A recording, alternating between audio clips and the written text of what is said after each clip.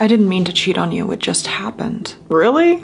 Okay, let's walk through this. They chose to flirt with this person. They chose to give this individual their information. They chose to keep flirting, knowing they were in a committed relationship with you. They chose to meet up with this person, set up a time, date, and location. They chose to go somewhere private. They chose to kiss them.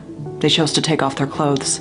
They chose then to do things that were of a physical nature, knowing that if you found out that it was going to destroy your emotional well-being, but also putting your body at risk in case they get an STD and bring it back to you. You trusted them with your heart, and they not only stomped all over it, but they chose their pleasure over your trust. At no point did they choose to walk away before this happened, but instead they chose to prioritize their selfish desire to have pleasure over your emotional and mental well-being, as well as your physical health. They can say they didn't mean to, but the reality is they did.